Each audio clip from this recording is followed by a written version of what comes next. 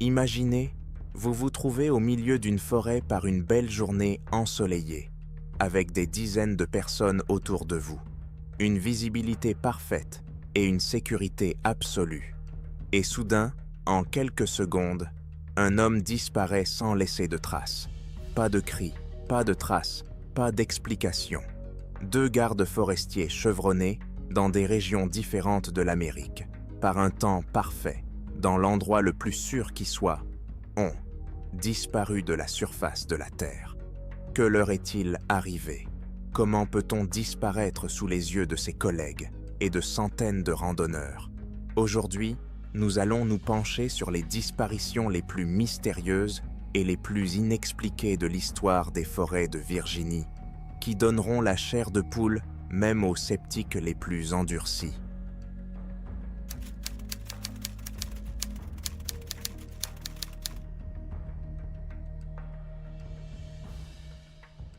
Le garde forestier Danny Lee, âgé de seulement 37 ans, était considéré comme l'un des agents de protection de la nature les plus responsables et les plus expérimentés du comté de Bedford, en Virginie.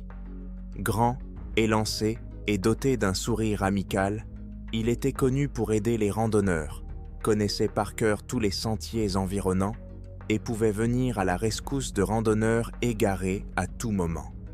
Ses collègues et ses supérieurs appréciaient déjà sa combinaison de professionnalisme et de calme, et Danny lui-même, pendant son temps libre, aimait raconter des histoires sur la nature aux enfants qui venaient en excursion. Personne n'aurait pu imaginer que cet homme, qui risquait quotidiennement sa vie pour la sécurité des autres, disparaîtrait soudainement dans des conditions presque parfaites, dans un endroit où il semble presque impossible de disparaître. Cela s'est passé le 12 mai 2012, alors que les conditions météorologiques étaient vraiment exemplaires. Une journée chaude et ensoleillée, une température d'environ plus 25 degrés T, un ciel presque sans nuages, une légère brise dans les cimes des arbres. La visibilité était excellente, pas de brouillard, pas de menace d'orage ou de pluie. Une journée de printemps normale que de nombreux touristes et locaux considèrent comme le meilleur moment pour se promener dans la forêt et les collines avoisinantes. Danny et 2 autres gardes forestiers, Scott Martin et Jessica O'Brien, se trouvaient à proximité d'un petit poste de surveillance situé dans la forêt nationale George Washington et Jefferson, un lieu commun en Virginie, à une quarantaine de minutes de la ville la plus proche. Ils avaient baronné quelques déchourtes-tâches routinières, vérifier l'état de la tour d'observation, arpenter les sentiers forestiers adjacents et répondre aux appels des randonneurs si nécessaire. Ces derniers, cependant, ne se plaignaient pas ce jour-là. Tout était calme et paisible. La tour d'observation est située sur l'une des collines. Il s'agit d'une structure métallique relativement simple, construite il y a une vingtaine d'années. Une petite plateforme au sommet, avec une échelle raide qui y mène, et plusieurs volets d'escalier le long du chemin. Les gardes forestiers y montaient généralement pour surveiller d'éventuels incendies de forêt ou pour repérer tout ce qui était inhabituel dans un rayon de quelques kilomètres. Comme la journée était claire, Danny Lee décida de faire une inspection rapide, vérifier si les ancrages étaient en ordre, si les marches en bois étaient bien pourries, s'il y avait des réparations à faire. Scott et Jessica, quant à eux, s'occuperont de la paperasse dans la station elle-même, qui se trouve à 50 mètres de la tour. En temps normal, un tel travail prend une demi-heure, pas plus. Il se rend sur place, inspecte les vis et les boulons, vérifie la présence de corrosion, note ses résultats, et c'est tout. Selon ses collègues, Danny était vif, joyeux, parfaitement calme.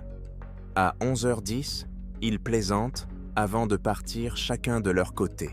Scott a demandé à Danny de klaxonner sur sa radio s'il avait besoin d'aide pour des réparations. Danny a répondu « Pas de problème, je vous recontacterai » et a disparu derrière les arbres menant au sentier de la tour. Personne n'a fait attention au fait que le silence était total à ce moment-là. Le silence lui-même n'était pas rare dans la nature. Mais ce silence allait bientôt faire partie de l'histoire la plus mystérieuse entourant la disparition du garde forestier.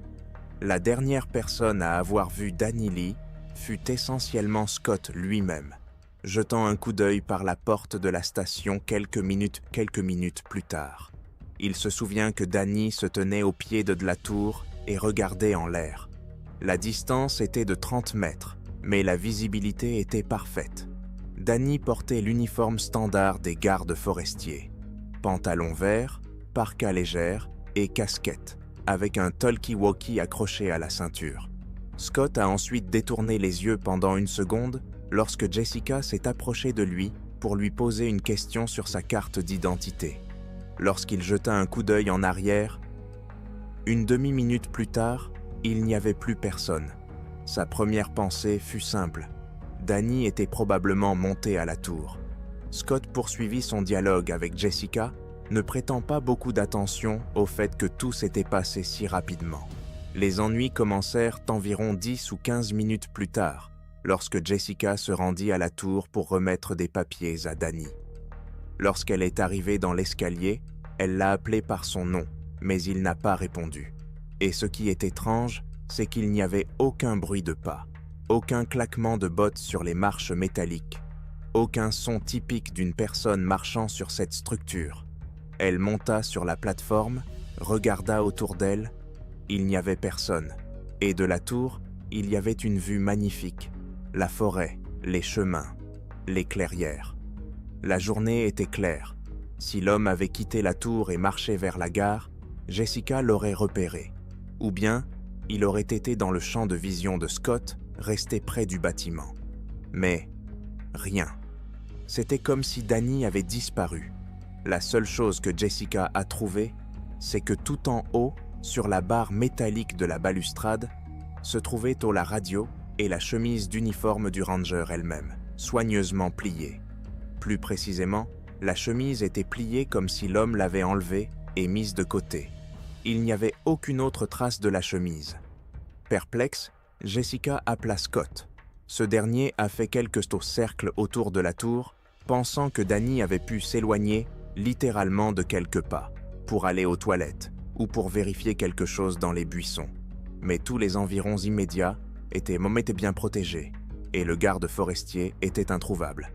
Décidant qu'il ne s'agissait pas d'une blague ou d'une coïncidence, ils ont commencé à l'appeler à la radio, mais il n'y a pas eu de réponse. La radio de Danny, elle, était posée sur la tour, éteinte. Il restait 3 autres radios dans la station, et sur chacune d'entre elles, la communication était vide, sans réponse. Déjà, il sentait que quelque chose n'allait pas. Une demi-heure plus tard, alors qu'il était clair que Danny n'était pas revenu, Scott et Jessica ont contacté leur supérieur et ont donné l'alerte. On estime que si un ranger n'entre pas en contact pendant 20 minutes, avec des communications claires et par beau temps, il peut y avoir eu un accident. Cependant, au lieu de trouver un corps ou un collègue blessé au pied de la tour, les sauveteurs et les autres gardes forestiers, arrivant 1 heure plus tard, n'ont trouvé que du vide. Une vaste opération de recherche et de sauvetage s'est déroulée ce jour-là. Une dizaine d'hommes ont donc rapidement parcouru tous les sentiers environnants. Plusieurs hommes ont escaladé la tour et sont descendus sur les corniches, à la recherche d'éventuelles chutes. Il n'y a pas de sang, pas de branches cassées, pas d'empreintes au sol. Un rayon de 2 km autour de la zone a été inspecté dans la soirée. Rien non plus. Le lendemain, 13 mai, des volontaires des districts locaux, des experts canins et la police se sont joints à l'affaire. Ils ont commencé à vérifier la version. Danny aurait-il pu partir volontairement? S'enfuir? Mais cela semblait absurde. Tout d'abord, un garde forestier ne peut pas simplement enlever son uniforme pendant son service, car tous ses effets personnels, clés, téléphone, portefeuille, se trouvaient dans un casier à la station. Deuxièmement, c'était un homme extrêmement fiable. Ses proches affirment qu'il n'avait aucun problème, aucune dette, aucune envie de disparaître. Et comment a-t-il pu passer inaperçu devant 2 collègues, alors que l'endroit est presque entièrement visible et qu'il n'y a pas de fourré dense à proximité? La forêt près de la tour est à clairsemée, les arbres poussent à une certaine distance les uns des autres. De plus, il fait jour, la lumière est tonique claire. Scott et Jessica ont littéralement regardé toutes les quelques secondes pour voir où était Danny. 1 minute et demie tout au plus entre le moment où il s'est tenu à la tour et le moment où ils ont réalisé qu'il avait disparu. Les recherches se sont poursuivies, s'intensifiant de jour en jour. Un hélicoptère a été amené pour surveiller la zone depuis les airs, mais le temps clair n'a été utilisé que pendant les premières 24 heures. Puis, les pluies sont venues compliquer la tâche. Néanmoins, cette première nuit, alors que tout était encore relativement sec, les caméras thermiques ont fonctionné, balayant la forêt alentour, mais aucune silhouette humaine n'a été trouvée. Les chiens, qui avaient l'habitude de repérer l'odeur de cette chemise, ont fait le tour de la tour et se sont orientés dans différentes directions. Mais après quelques pas, la piste a disparu quelque part. C'est comme s'il s'était envolé, a déclaré l'un des maîtres chiens, stupéfait de l'absence de toute trace olfactive. Habituellement, même si une personne tente de s'échapper, un chien est capable de retrouver sa trace. Cela semble indiquer un accident. Danny a peut-être glissé, est tombé ou a été heurté par une structure d'une manière ou d'une autre. Mais alors, pourquoi sa chemise a-t-elle été enlevée et soigneusement laissée sur la balustrade? Et surtout, le corps aurait dû se trouver à proximité s'il était tombé de la hauteur de la tour. Or, personne ne l'a trouvé en bas de la tour. Le scénario traumatique ne tient pas la route. Le scénario criminel semblait également trop fantastique. Enlever un homme adulte et fort en plein jour, devant ses collègues, et le faire de manière à ce que personne n'entende de bruit de lutte ou de cris. De plus, la route la plus proche se trouvait à environ 1,5 km, et il faudrait y amener Danny sans laisser de traces. Et le garde forestier se défendrait probablement. Depuis le 14 mai, les recherches ont pris une ampleur considérable. Des dizaines de bénévoles, des équipes de secours, des membres des services de forestiers, des policiers, tous sont venus pour retrouver leurs camarades disparus. Ils ont parcouru chaque mètre carré de forêt, de champs, de lits de ruisseaux peu profonds, ont regardé sous les troncs d'arbres tombés au sol. Ils ont pris des quadrocoptères et ont essayé de scanner la zone autour d'eux. Les journaux télévisés ont même annoncé qu'un garde forestier avait disparu à midi par un temps parfait, laissant son propre uniforme au sommet de la tour. Ces journalistes ont cherché une piste, mais n'en ont trouvé aucune. Les entretiens avec la famille de Danny ont confirmé qu'il n'avait aucune tendance à un comportement dangereux, qu'il ne souffrait pas de dépression, qu'il ne buvait pas et qu'il ne se plaignait pas de problèmes de santé. Les autorités s'en tiennent à la version officielle. L'homme a disparu pour des raisons inconnues. Des recherches sont en cours. Assez rapidement, dans la communauté locale et parmi les amateurs d'histoires mystérieuses, la disparition de Danny Lee a commencé à être qualifiée de disparition soudaine, dans des conditions où il est presque impossible de se cacher sans laisser de traces. Les collègues de Danny, généralement des gens pragmatiques, ont commencé à chuchoter qu'il y avait déjà eu quelques cas mystérieux dans certaines parties de la forêt ces dernières années. Un randonneur était parti chercher du bois et n'était pas revenu, alors que le sentier était court et dégagé, ou un pêcheur avait disparu au bord de la rivière, alors que l'eau était calme. Mais il y avait toujours une explication logique. Les courants, les animaux sauvages, le mauvais temps. Ici, tout indiquait que Danny se trouvait dans les conditions les plus faciles.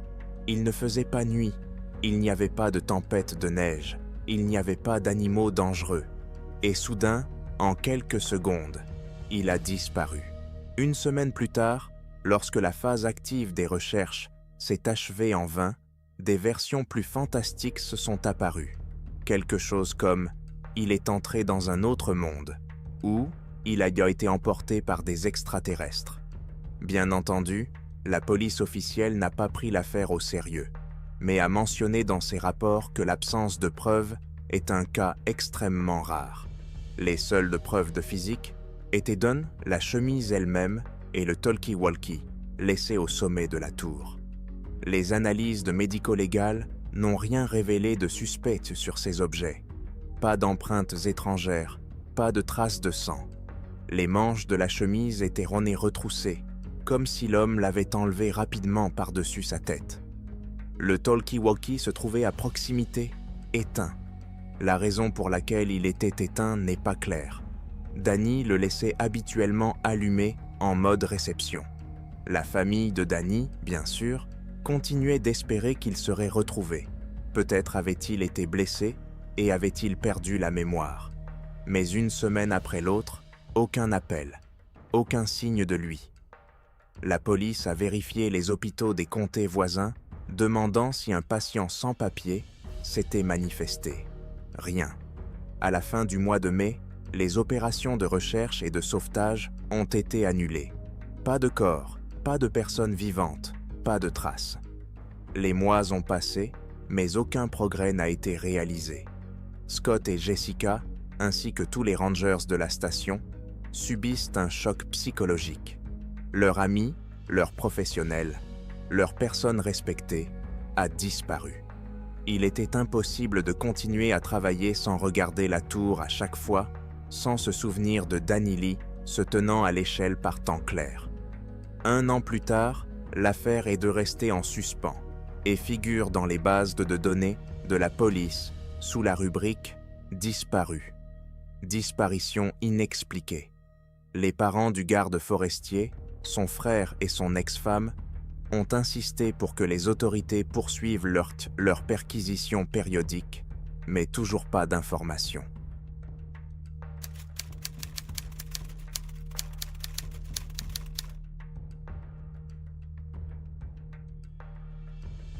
En juin 2018, un événement s'est produit qui laisse encore perplexes les responsables du service des forêts et les nombreux randonneurs qui connaissent la région de McAfee Knob. Adam Parker, un ranger de 32 ans, un employé expérimenté et respecté qui considérait ces zones comme une seconde maison, a soudainement disparu dans un sens complet. La journée était ensoleillée depuis le matin, sans aucun signe de brouillard ou d'anomalie météorologique. La température était de plus 25 degrés. Le vent était faible et la visibilité presque parfaite. Il y avait de l'activité tout au long du parcours, des randonneurs grimpant jusqu'au sommet de la célèbre falaise pour prendre des photos mémorables, et des gardes forestiers en service régulier. Vers midi, Adam communique par radio avec ses collègues pour leur dire qu'il veut aller vérifier des bruits étranges provenant de la zone boisée. 1 minute plus tard, la radio s'est tue. À ce moment-là, personne ne soupçonne de problème. On ne sait pas quel animal a pu attirer l'attention du garde forestier. Cependant, lorsqu'Adam ne répond plus aux appels répétés, ses collègues se rendent immédiatement sur les lieux. Ce qu'ils découvrent est stupéfiant. Les traces du garde forestier disparu se sont interrompues dans une clairière dégagée et rien n'indique où il a pu aller. Aucun signe évident de lutte, aucun signe de traînée ou de chasse à l'animal, et aucun effet personnel d'aucune sorte. En quelques heures, tout le comté a su ce qui s'était passé. Les services de secours, les bénévoles et les proches d'Adam Parker lancent l'une des plus vastes opérations de chasse à l'homme de l'histoire de la région. Mais malgré tous ces efforts, l'enquête officielle est dans l'impasse. Qu'est-il réellement arrivé au garde forestier considéré comme le meilleur guide de McAfee Knob? McAfee Knob est l'un des points les plus photographiés du sentier des Appalaches en Virginie. Les vues sur les chaînes de montagnes et les vallées sont à couper le souffle. Des milliers de randonneurs affluent chaque année, prêts à parcourir plusieurs kilomètres pour prendre des photos sur une falaise surplombant un précipice. Bien que l'itinéraire ne soit pas des plus faciles, il est tout à fait accessible aux randonneurs ayant une bonne condition physique. Il est très fréquenté pendant la journée en été, et il faut parfois se garer loin du départ du sentier en raison de l'affluence. Les gardes forestiers patrouillent régulièrement dans la zone Makafei-Nob, car l'erreur humaine reste la principale cause d'accidents. Certains quittent vite le sentier pour trouver un endroit encore plus pittoresque. D'autres surestiment leurs forces et risquent même de se blesser sur les tronçons rocheux. L'année 2018 n'a toutefois pas été marquée par des incidents extrêmes, jusqu'à ce jour de juin où Adam a disparu. Le temps était presque impeccable pour la randonnée, et les rapports du service des forêts ont montré que ni les randonneurs ni les gardes forestiers eux-mêmes n'avaient eu de signes avant-coureurs de problèmes de potentiel. Adam Parker avait 32 ans. Il avait rejoint le service en tant que garde forestier il y a 5 ans et s'était rapidement habitué au paysage montagneux. Ses collègues et connaissances le décrivent comme un homme joyeux et amical, capable de trouver un terrain d'entente avec tout le monde. Des randonneurs expérimentés aux familles avec enfants. Adam était un excellent guide de montagne. Il pouvait diriger une excursion les yeux fermés, ayant lui-même parcouru l'intégralité du sentier des Appalaches à plusieurs reprises. Il avait déjà participé avec succès à des opérations de recherche et de sauvetage, aidant à sortir des randonneurs blessés de crevasses, recherchant des randonneurs égarés et participant à des programmes de formation pour débutants. Rien n'indiquait qu'Adam quitterait son poste de manière inattendue ou qu'il partirait de son propre chef. Il aimait son travail, il avait des projets pour l'avenir et aucun conflit ou dépression n'a été remarqué par ses proches. Selon ses partenaires, il était en excellente forme physique et supportait bien les situations de stress en montagne. C'est pourquoi la nouvelle de sa disparition soudaine a mis tout le monde en émoi. Si même un garde forestier aussi expérimenté n'a pas pu résister à quelque chose dans la forêt, que dire des touristes? D'après le registre officiel, Adam avait pris son service tôt le matin. À 9 heures, il a accompagné un petit groupe d'écoliers au départ du sentier, leur montrant les règles de sécurité de base. À 10 heures, il était de retour au poste de garde forestier, en bas du sentier, signalant que tout était calme. Dans l'après-midi, Adam a été vu par plusieurs randonneurs s'approchant du sentier, vérifiant les laissez-passer, donnant des conseils sur l'itinéraire et les avertissant de rester à l'intérieur de la zone clôturée. Vers midi, Adam a fait savoir par radio qu'il allait voir quel bruit étrange provenait des bois, comme le craquement de brindilles ou un grognement sourd. Il n'a pas encore éteint la radio, mais la connexion a commencé à se rompre au bout de quelques minutes. Les derniers mots captés étaient indistincts. Le garde forestier de service à la station a immédiatement essayé de contacter Parker, mais n'a pas obtenu de réponse.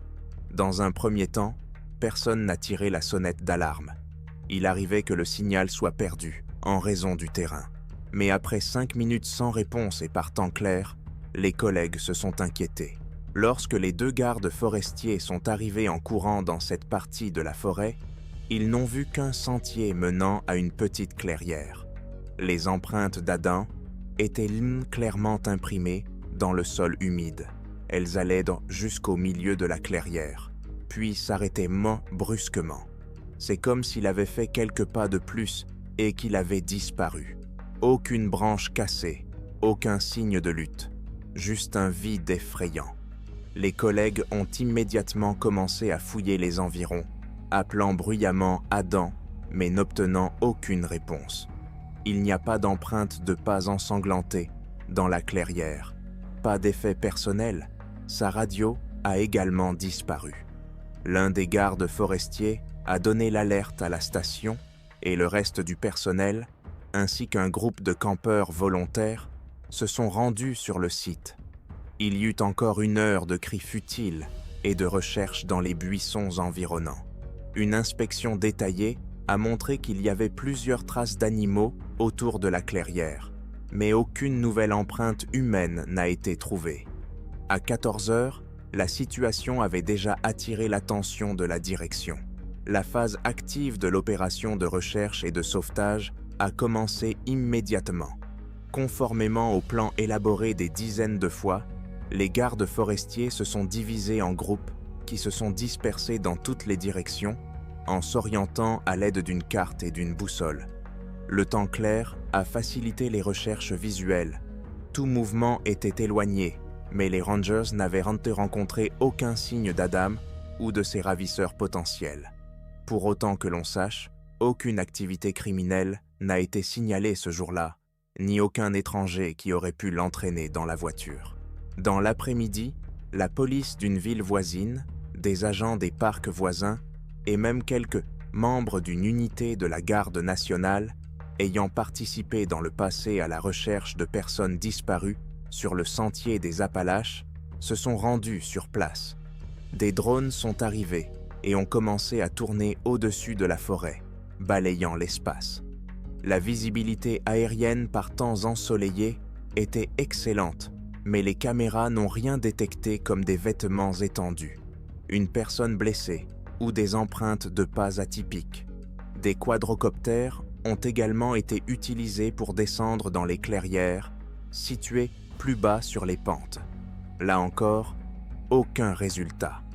Les chiens renifleurs sont conduits à l'endroit où Adam aurait laissé des traces, mais ils constatent que les animaux ont un comportement étrange. Ils perçoivent l'odeur du rangeur en s'approchant de la clairière, puis tournent en rond, incapables de voir où mène la piste. C'est comme si la piste s'interrompait au milieu de nulle part, a déclaré plus tard à la presse l'un des maîtres chiens, Laurie Hughes. Dans la soirée, 5 ou 6 équipes de sauveteurs, de bénévoles et de policiers avaient déjà ratissé les environs dans un rayon de plusieurs kilomètres. Adam Parker n'a pas été retrouvé.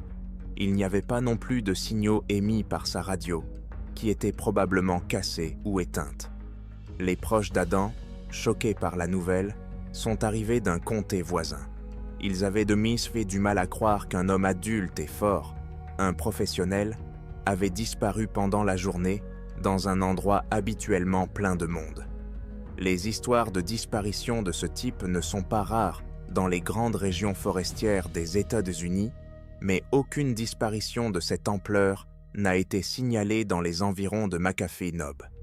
Les médias ont commencé à publier des articles dans lesquels le cas du garde forestier Adam Parker était qualifié de « mystère d'un jour clair ». Après tout, personne ne l'a vu partir, n'a entendu de cris ou de bruit de lutte. Le mysticisme et les rumeurs de portail ont rapidement fait surface dans les conversations locales, comme si la forêt prenait parfois une personne sans laisser de traces. Les autorités ont appelé au calme et ont poursuivi les recherches. Les jours suivants ont été consacrés à une recherche à grande échelle de la zone. Des hélicoptères équipés de caméras thermiques ont été déployés. Le temps était resté clair la nuit, ce qui a facilité la tâche. Mais hélas, ils n'ont pas trouvé la moindre signature thermique correspondant à un corps humain. À plusieurs reprises, les sauveteurs répètent les itinéraires, espérant qu'Adam a perdu ses repères et qu'il tourne en rond. Mais il était trop expérimenté pour se perdre ainsi, et il aurait certainement entendu les cris de l'équipe de recherche. À la fin de la première semaine suivant la disparition, la police n'avait plus aucune piste rationnelle. Il n'y avait pas d'effet personnel, pas de signe de manipulation, pas de témoins ayant vu un homme ayant l'apparence d'Adam s'éloigner du sentier. Les randonneurs qui se trouvaient dans la région de McAfee Knob n'ont rien dit non plus. Nous avons seulement entendu des hélicoptères et vu que quelqu'un avait disparu. Personne ne sait où il est allé, a déclaré un témoin oculaire, Mark Boyd. Plus de 5 ans après ce jour de juin, l'affaire Adam Parker n'est toujours pas officiellement close. La police n'a qu'un statut de « disparu au combat », inexpliqué. Le service forestier reprend parfois des recherches partielles, lorsque de nouveaux signaux sont reçus, mais il n'y a aucun résultat. Les habitants de la région disent depuis longtemps que, si même un garde forestier chevronné disparaît à la vue de tous, alors le randonneur moyen dans les montagnes doit être triplement prudent. Qu'est-il arrivé à Danny Lee et Adam Parker? Ces mystérieuses disparitions seront-elles un jour élucidées? Écrivez vos versions dans les commentaires. Si vous avez aimé cette vidéo, n'oubliez pas de mettre un like, de vous abonner à la chaîne et d'activer la cloche pour ne pas manquer les prochains épisodes. Bonne chance et à bientôt. Et si je vous disais qu'il existe des endroits où les gens disparaissent littéralement en quelques secondes, sans lutte, sans trace, sans la moindre explication. Des gardes forestiers expérimentés, qui connaissaient là les sentiers de montagne comme leur poche, se sont tout simplement évaporés sous les yeux de leurs collègues. Leurs corps ont été retrouvés là où ils ne pouvaient pas être, et parfois, pas du tout. Comment cela est-il possible? Pourquoi la forêt s'attaque-t-elle aux personnes les plus expérimentées et les mieux formées? Aujourd'hui, vous découvrirez 3 histoires choquantes sur les disparitions les plus mystérieuses de gardes forestiers aux États-Unis qui vous glaceront le sang. Préparez-vous. Après avoir regardé cette vidéo, vous ne regarderez plus jamais la forêt de la même façon.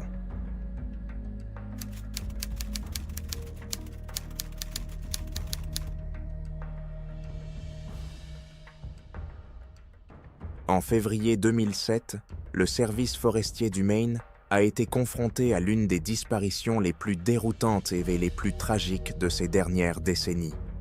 Un garde forestier de 40 ans, Paul Burton, a disparu littéralement sous les yeux de ses collègues.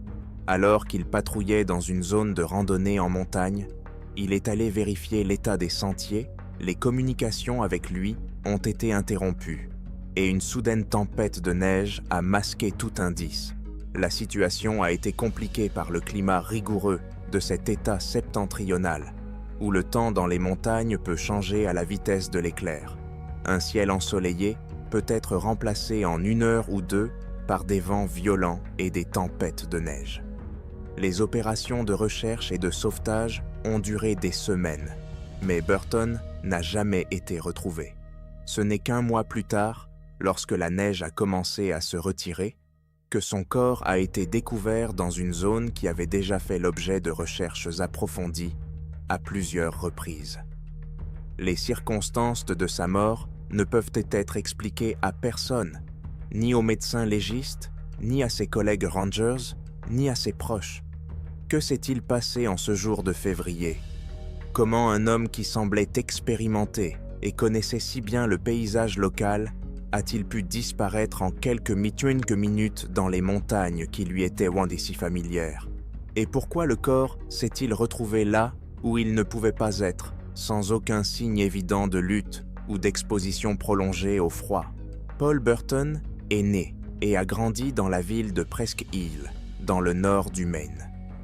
Dès son enfance, il a été habitué au froid hivernal et aux chutes de neige. Il aimait skier et se rendre dans les bois aux premières lueurs de la neige, où il connaissait chaque épicéa et chaque pin. Son père était superviseur forestier, et son amour du plein air a été transmis à Paul comme un héritage familial. Après le lycée, il s'est inscrit à l'université, mais a rapidement suivi un programme de formation à l'environnement et à la sylviculture. Après avoir obtenu son certificat de garde forestier, Paul Burton a commencé à travailler dans la région montagneuse proche du parc national de Baxter, où il effectuait des patrouilles sur les sentiers et s'occupait de la conservation des ressources naturelles.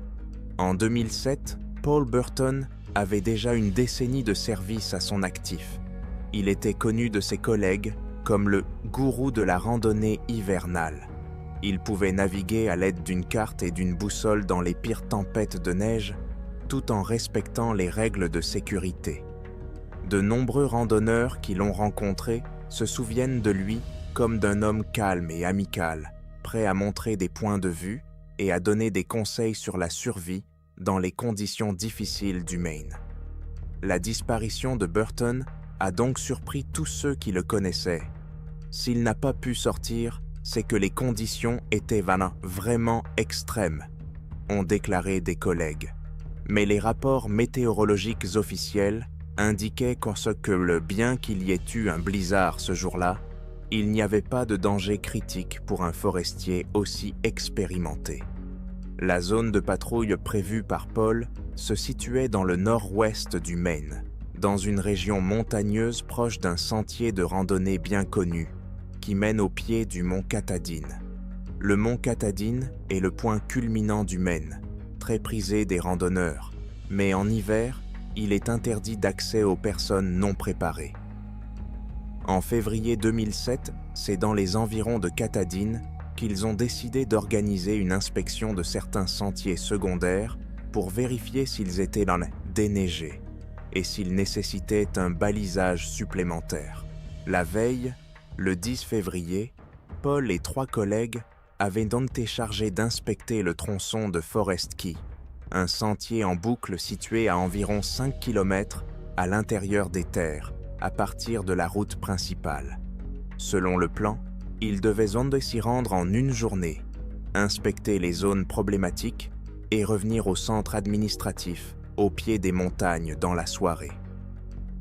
Le matin du 11 février, les conditions météorologiques étaient encore tout à fait acceptables, même si elles laissaient présager une détérioration.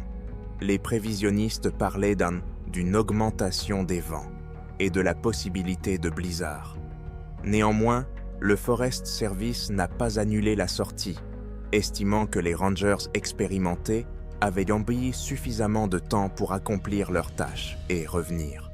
Selon Dan Hoffman, l'un des collègues de Burton, le groupe a commencé à patrouiller vers 8 heures.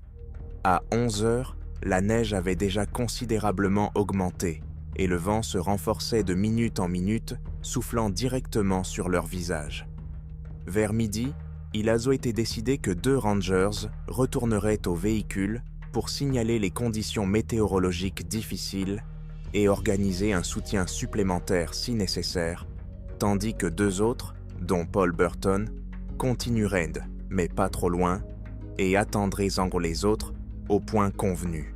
Cependant, le blizzard est rapidement devenu si dense que la visibilité s'est tombée à 10-15 mètres. La communication par radio était également mauvaise, les interférences et la tension étendues au vent et au terrain. Vers 13 heures, Paul a signalé par radio qu'il se trouvait sur Forest Key avec le ranger Lawrence Fred, mais qu'il commençait à perdre ses repères en raison de la mauvaise visibilité. « Nous allons essayer de couper par le versant ouest, il y a moins de vent », annonce Paul par radio. Au bout d'un quart d'heure environ, Lawrence établit une brève connexion, indiquant que Paul avait pris du retard pendant un moment et qu'il avait bifurqué pour regarder un sentier latéral, mais qu'il reviendrait certainement au point de rendez-vous convenu. Il n'y a pas eu d'autre communication de la part de Paul Burton. Lorsque Lawrence se rendit compte que Paul ne revenait pas, il essaya d'aller dans la direction opposée, l'appelant par radio et par la voix. Mais le blizzard étouffait presque tous les sons et les tourbillons de neige étaient déroutants. Vers 15 heures, Lawrence réussit à rejoindre la route et les autres rangers. On se doutait déjà que Paul avait disparu, mais les conditions étaient devenues si difficiles qu'il était impossible de le rechercher entièrement ce jour-là. La nuit tombait tôt et la visibilité proche de zéro menaçait de mettre les sauveteurs en danger. Par conséquent, une opération de recherche et de sauvetage rapide n'a commencé que le matin du 12 février, lorsque la tempête de neige s'est calmée. Mais Burton n'a pu être retrouvé ni le premier jour des recherches, ni les jours suivants. La police locale, des volontaires des communautés voisines et même une équipe de volontaires spécialisés dans les avalanches se sont joints aux des recherches pour retrouver Paul Burton. Bien que les avalanches soient de rares sur les sentiers du Maine en février, la présence de congères ou d'éboulements n'a pas été exclue. Des hélicoptères, équipés de caméras thermiques, ont pris le ciel d'assaut, essayant de trouver des signes d'une personne vivante dans la neige. Hélas, les tempêtes, qui ont duré plusieurs jours, ont sérieusement compliqué les opérations aériennes, et les nuages bas ont parfois complètement bloqué la vue. Lorsque les conditions météorologiques se sont améliorées, les sauveteurs ont parcouru les forêts carré par carré, en laissant des drapeaux et des marques sur les arbres, afin de ne pas répéter les recherches dans des endroits déjà vérifiés. Beaucoup s'attendaient à trouver au moins des traces d'une tente, d'un sac à dos ou de vêtements qui auraient pu être déposés en cas d'engelure. Mais il n'y a rien eu. Les chiens ont conduit les chiens autour des sites suspectés. Les animaux ont capté l'odeur des affaires de Paul, mais ont été coupés dans les bois après seulement quelques centaines de mètres.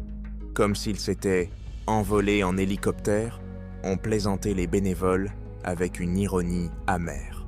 À la mi-février, l'espoir de retrouver Burton vivant était toujours présent, mais le temps apportait inexorablement de nouvelles surprises froides. Les beaux températures de nocturne chutent à 20 degrés, les tempêtes de neige diurnes sont parfois remplacées par des vents mordants, masquant même les traces de pas profondes. Au fil des semaines, les recherches sont restées infructueuses et le moral des sauveteurs a commencé à chuter. La direction reconnaît que les chances de retrouver le garde forestier vivant s'amenuisent rapidement. À la fin du mois de février, l'intensité des recherches a diminué. Officiellement, les recherches n'ont pas été interrompues, mais la plupart des ressources ont été retirées, ne laissant que des patrouilles isolées et des volontaires enthousiastes. En mars, alors que l'hiver commence à s'éloigner et que les rayons du soleil font fondre les pentes, les offres de participation aux équipes de recherche recommencent à se manifester. Le 10 mars, l'un des bénévoles, James Stenner, a remarqué une étrange lueur à la lisière de la forêt.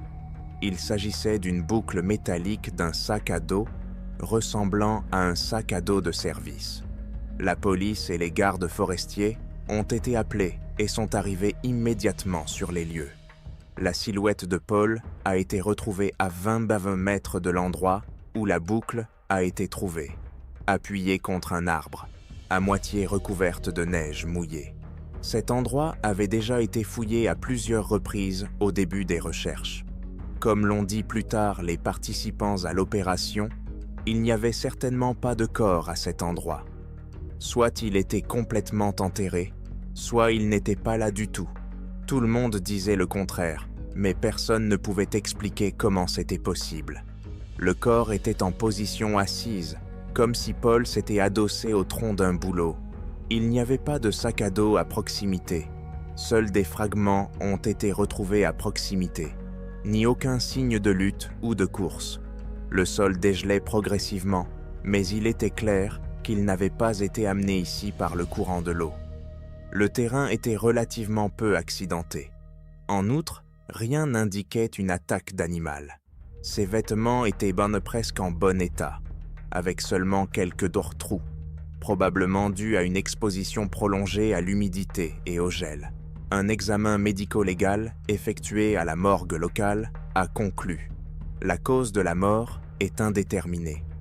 Le corps ne présentait pas de signes évidents de blessures incompatibles avec la vie.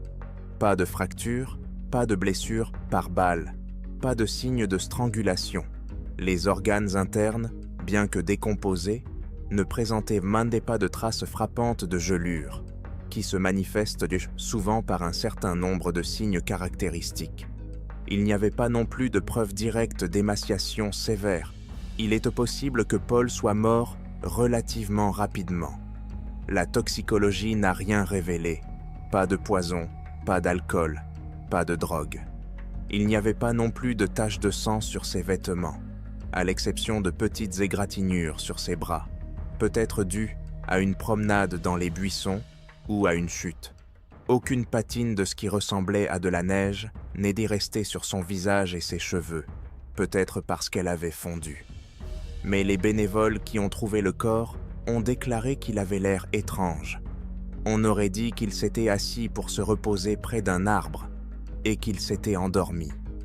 Bien sûr, il est peu probable qu'il ait pu rester assis pendant un mois, surtout dans des conditions climatiques aussi rudes. Quelqu'un a-t-il pu déplacer le corps après sa mort? Aucun signe de traînée ou de transport n'a été trouvé. Le shérif du comté a finalement conclu à une « mort dans des circonstances peu claires ». La famille de Paul, bien qu'ayant connu une issue tragique, n'a pas eu de réponse claire sur ce qui s'est réellement passé. Ses collègues Rangers ne se lassent pas de parler de son niveau suprême de survie dans des climats extrêmes. Si Paul n'a pas pu s'en sortir, c'est qu'il n'y avait pas que le blizzard, observe sceptiquement un ancien collègue.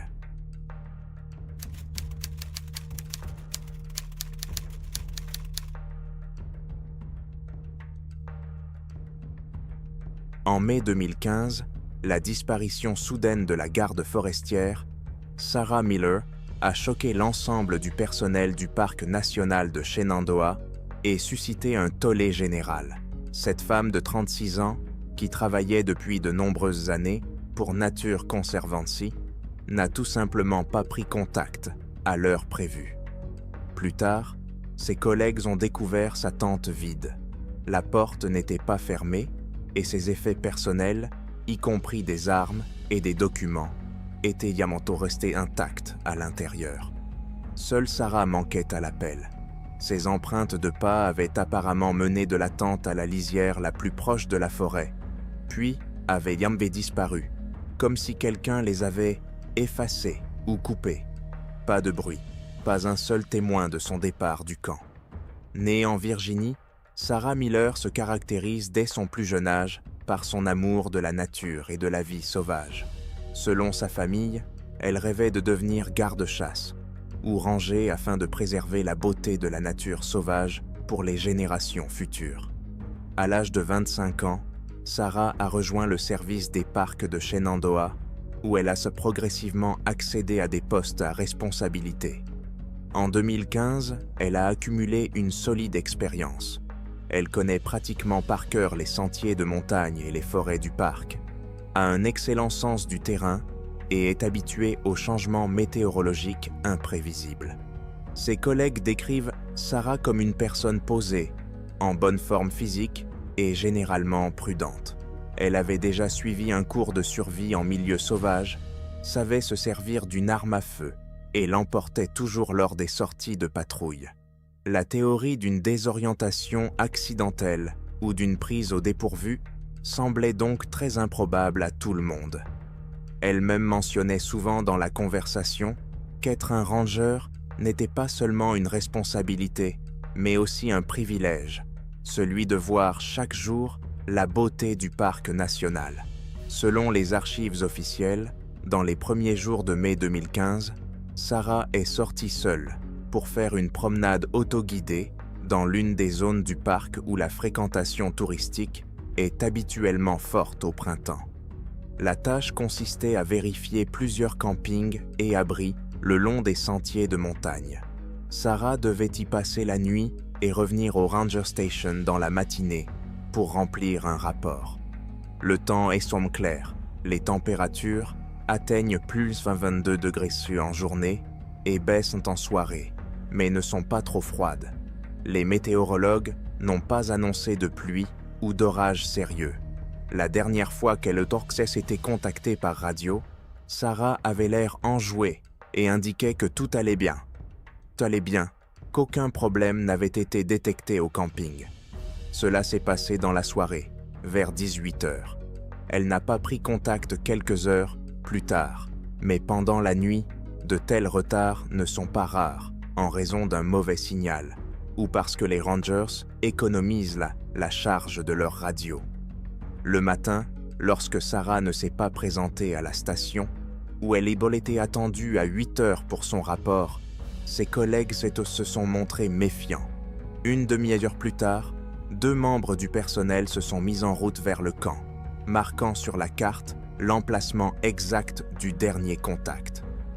En chemin, Ils espèrent se rencontrer Sarah, en supposant qu'elle ait été retardée par des circonstances imprévues. La tente de Sarah a été retrouvée dans l'après-midi, vers 10 heures, sur un parking réservé, situé à la lisière d'arbres bas. La tente était dézippée, comme si elle avait été laissée à la latte, ou simplement ouverte pour être aérée. À l'intérieur, un sac de couchage soigneusement étalé, des vêtements de rechange et des articles d'hygiène, un sac de service avec des documents et une radio. La radio était éteinte. L'arme, un pistolet de service standard dans un étui, intact. Il n'y avait aucun signe de lutte, le sol près de la tente n'avait pas été soufflé, il n'y avait pas de sangles déchirées, de sang ou de signes d'emportement violent. Il semble que l'homme soit simplement sorti pour faire ses besoins et qu'il ne soit pas revenu. Un examen plus approfondi a révélé des empreintes de pas, probablement celles de Sarah, qui menaient de la tente à la lisière de la forêt. Au début, elles étaient là larges et claires, mais plus loin sur le terrain, les empreintes se perdaient progressivement et disparaissaient dans un amas de mousse et de pierres. C'était l'effet piste interrompue. Une personne semblait marcher, mais il n'y avait littéralement plus aucune trace. Elle s'est peut-être retournée, mais rien de tel n'a été enregistré. Vaporisés, des collègues ont immédiatement tiré la sonnette d'alarme auprès du service des parcs. Dans les heures qui ont suivi, une équipe de gardes forestiers et de bénévoles a été constituée pour explorer les environs immédiats de la forêt, le long du lit du ruisseau et le long du flanc de la montagne. La tâche était d'autant plus difficile que le terrain, même s'il n'était pas très montagneux, comportait de nombreux fourrés denses et des zones rocheuses. Le téléphone de Sarah avait apparemment été oublié dans son sac. Il était donc impossible de l'appeler sur son téléphone portable. Une journée entière de recherche n'a rien donné. Les chiens d'assistance n'ont pu détecter aucune odeur. À 20 mètres de la tente, ils ont perdu la piste. Dans la soirée, la police et plusieurs autres équipes de bénévoles se sont arrêtés dans le parc. Ils ont branché un drone pour observer les lieux depuis le ciel et voir s'il y avait des traces fraîches ou d'autres coïncidences ridicules. Hélas, les images n'ont montré que le paysage forestier habituel. Les jours suivants, des dizaines de personnes ont parcouru la forêt à l'aide d'un GPS marquant les arbres pour s'assurer de ne pas rater de traces. Des hélicoptères et des drones ont survolé la zone, effectuant parfois des recherches par imagerie thermique, mais n'ont rien trouvé d'inhabituel. À ce stade, d'autres gardes forestiers se sont joints à la recherche. La disparition de Sarah a eu un fort retentissement au sein de la communauté des défenseurs de l'environnement. Aucune trace de pas, aucun objet, aucun fragment de vêtement, aucun bruit de cri ou de lutte n'a été enregistré. Les enregistreurs vidéo du parking, une petite caméra à l'entrée, ont montré que personne n'est entré ou sorti du camp pendant la nuit, bien que la caméra n'ait pas couvert toute la zone, mais seulement une partie du chemin. Cependant, les rapports de police ont noté qu'il y avait très peu de caméras à cet endroit et que l'angle de vue était faible, de sorte que la personne disparue aurait pu les contourner. Une semaine plus tard, les autorités du parc et la police de l'arrondissement de Rockingham ont annoncé qu'elles passaient à un mode de recherche assistée. L'étape principale avait été achevée sans résultat.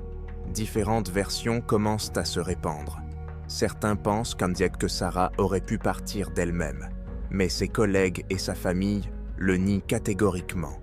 Elle aimait son travail, rien n'indique une dépression psychologique.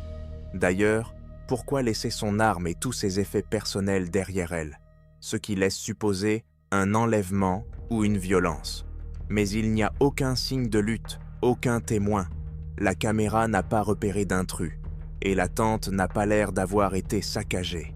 Aurait-elle pu tomber dans une crevasse, une rivière, être emportée? Il n'y a pas de grande rivière de montagne dans cette région, et le lit de la rivière est peu profond. Tout a été vérifié. Rien. Les parents de Sarah Miller, qui vivent dans un comté voisin, ont été choqués par ce qui s'est passé. Son père a donné plusieurs interviews aux chaînes de télévision locales, suppliant toute personne ayant vu quelque chose de suspect de le signaler à la police. Mais la ligne d'urgence n'a reçu que des rapports épars et non confirmés, ce qui n'a pas aidé les recherches. Pendant plusieurs mois, des volontaires sont retournés périodiquement dans la forêt, organisant des groupes de recherche spontanés. Malheureusement, ces recherches n'ont pas été fructueuses non plus. En fin de compte, le cas de Sarah Miller est resté ouvert et elle est toujours recherchée comme personne disparue.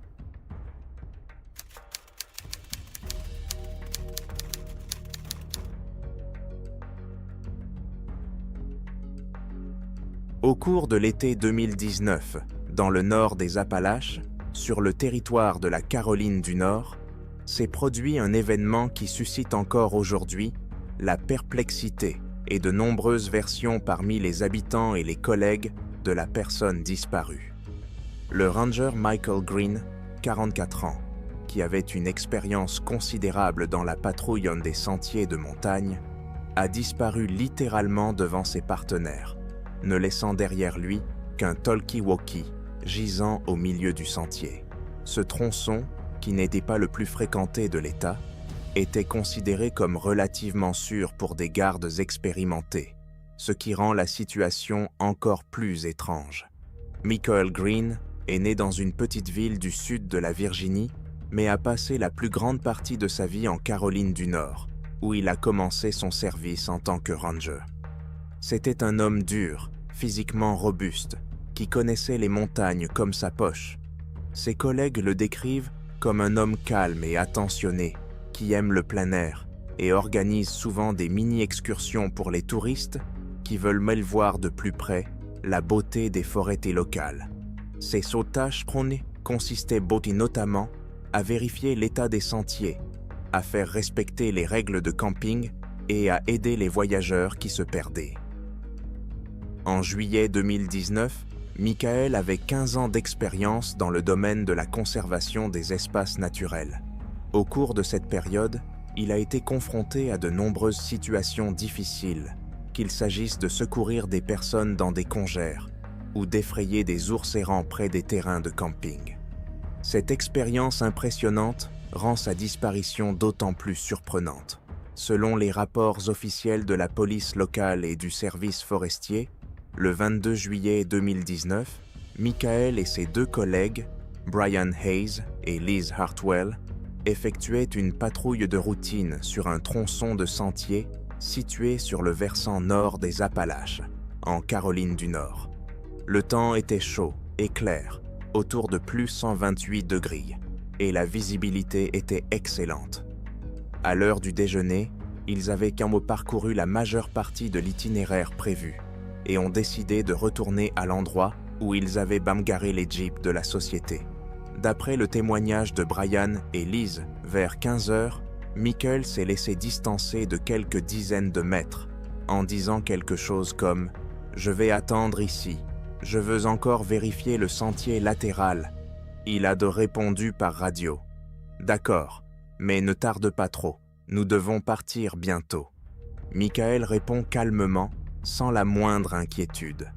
À ce moment-là, ses collègues aperçoivent sa silhouette sur un tronçon dégagé du sentier, à une 50aine de mètres seulement. Ils avancèrent pendant une demi-minute seulement, conscients que le garde forestier qui se trouvait sur le sentier les rattraperait sûrement. Mais lorsque Brian s'est retourné 1 minute et demie plus tard, Michael n'était plus là. La visibilité nous a permis de distinguer les détails jusqu'aux arbres, sans arbustes épais entre eux, a raconté Brian plus tard. Il semble qu'en 1 minute, Michael aurait pu s'écarter légèrement du chemin. Mais pourquoi? Les collègues l'ont appelé par radio, mais il n'y a pas eu de réponse. Il décide de retourner sur les lieux. La radio de Michael gît sur le sentier, en plein milieu, et son propriétaire a disparu sans laisser de traces. Michael avait son sac à dos sur lui, son arme, pistolet de service, aussi, Mais rien de tout cela ne traînait. Il n'y avait aucun bruissement dans les buissons, aucun bruit de lutte, aucune trace de sang. Se rendant compte que quelque chose n'allait pas, Brian et Liz ont immédiatement donné l'alerte à l'aide de leur radio et ont appelé des renforts. En moins de 40 minutes, 4 autres gardes forestiers étaient arrivés dans la région et parcourus dans les environs immédiats, appelant Michael et écoutant s'il se signalait par la voix ou par un sifflet. Mais la forêt était complètement silencieuse, avec seulement le chant des oiseaux venant de quelque part en haut. Il a d'abord semblé que le forestier expérimenté avait pu reculer d'un pas et tomber dans une crevasse discrète ou sous une pente, mais une inspection visuelle n'a rien révélé de tel. Le sentier à cet endroit menait sur un terrain relativement plat et sûr. Il n'y avait pas de précipice ou de fossé profond. Autre possibilité, Michael aurait pu être attrapé par des criminels ou des personnes errantes. Mais même dans ce cas, les faits sont contradictoires. Il n'y a eu aucun bruit, aucun signe de lutte, et les bois, avec une bonne visibilité, n'auraient jamais laissé aucune chance aux ravisseurs de passer inaperçus. Les collègues ne cessent de se demander « Qu'a-t-il pu se passer pendant cette minute et demie où nous avons détourné les yeux ?» Pendant la journée, une véritable opération de recherche et de sauvetage a été mise en place. À la tombée de la nuit, plusieurs dizaines de bénévoles, des kynologues et des chiens étaient déjà arrivés. Les chiens d'assistance qui avaient reniflé l'uniforme de rechange de Michael ont retrouvé la piste sur le sentier. Mais après quelques centaines de mètres seulement, ils ont commencé à s'agiter et à perdre la direction. C'était comme s'ils s'étaient volatilisés, a déclaré l'un des maîtres chiens. Les jours suivants, les recherches se sont intensifiées. Ils ont parcouru la zone dans un rayon de 5 à 7 km, exploré les ruisseaux, vérifié les affleurements rocheux et les grottes. En vain. Les collègues de Michael ont essayé de ne pas perdre espoir parce qu'il était fort et entraîné, et que, s'il n'y avait pas de chute ou d'attaque catastrophique, il serait capable d'appeler à l'aide. Mais il n'y avait aucun signal. L'enquête officielle de la police n'a pas révélé la moindre piste permettant d'élucider le sort de Michael Green. La famille et les amis ont lutté pendant longtemps pour poursuivre les recherches, ont engagé des enquêteurs privés, mais même eux n'ont rien trouvé. Après plus d'1 an, la police a reçu des signaux, comme si quelqu'un avait vu un homme semblable à P. Michael dans un autre état. Mais après vérification, tout s'est avéré faux.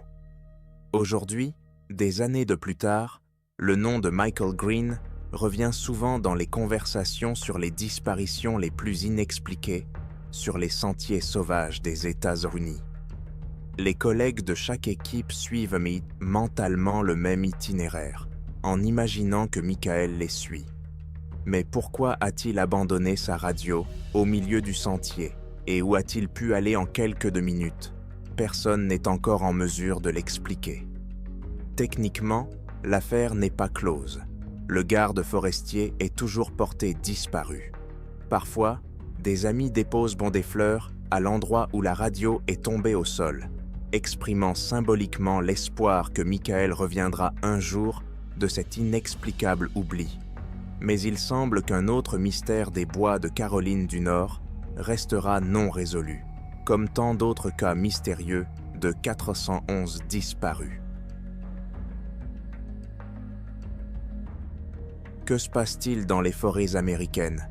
Pourquoi même les gardes forestiers, les plus expérimentés, disparaissent-ils sans laisser de traces, ne laissant derrière eux qu'un silence effrayant et des questions sans réponse? La réponse se cache peut-être dans quelque chose qui nous échappe encore. Écrivez vos versions dans les commentaires, mettez un like, abonnez-vous à la chaîne et cliquez sur la cloche pour ne pas manquer d'autres histoires mystérieuses. Prends soin de toi et sois prudent là où la forêt garde ses secrets.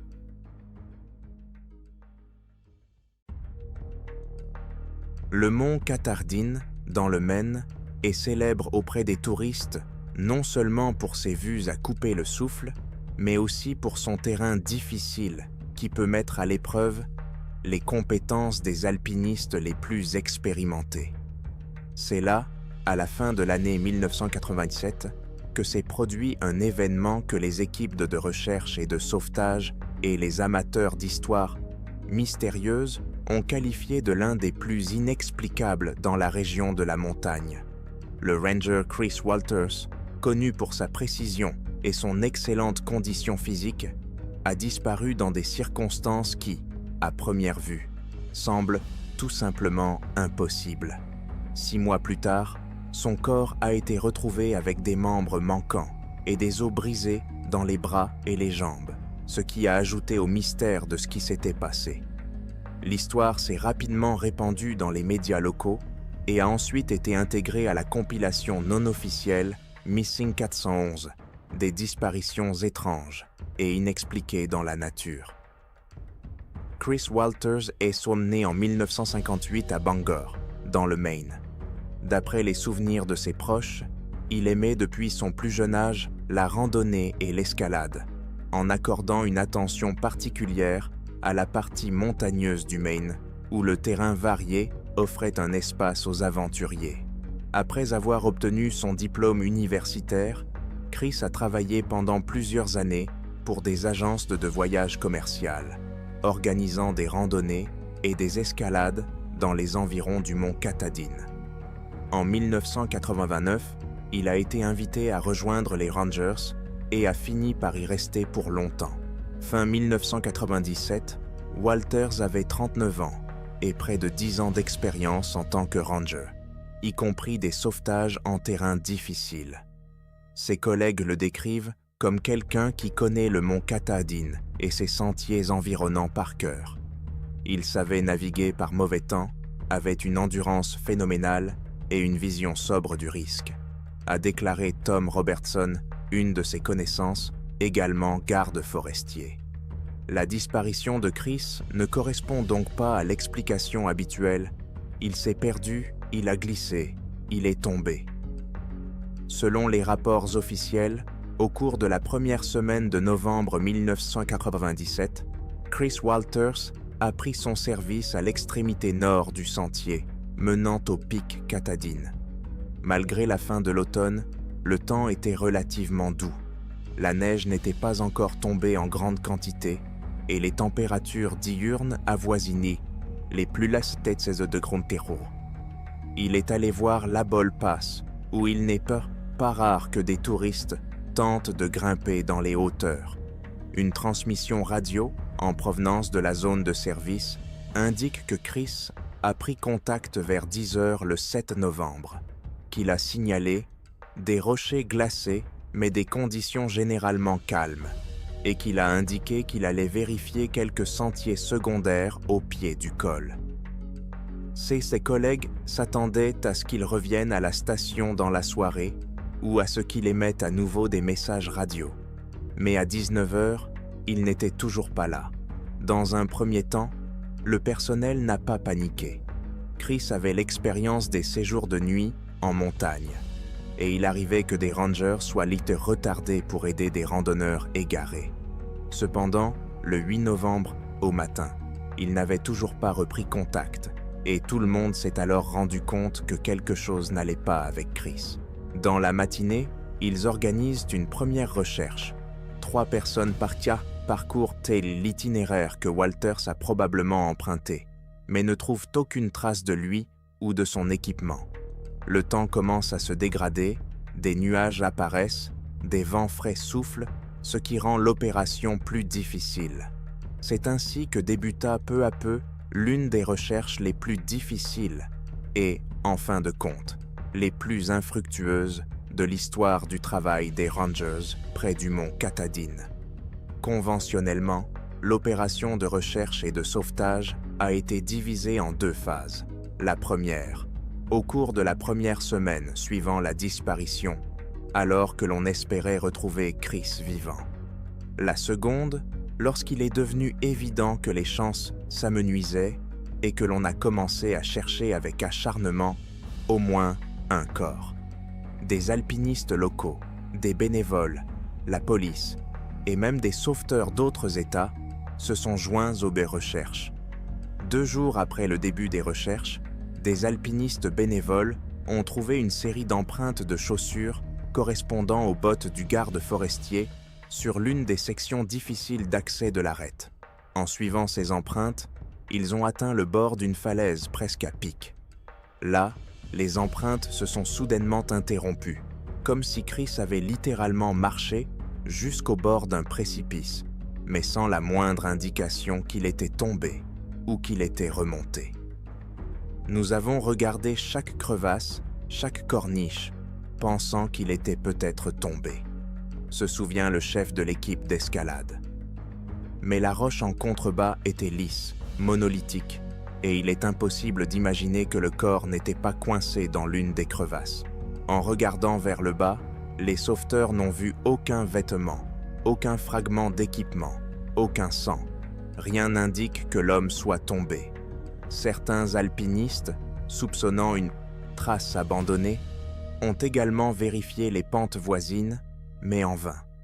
Un chien renifleur, après avoir suivi le sentier, perdait sa trace juste au bord, hurlait et refusait d'aller plus loin.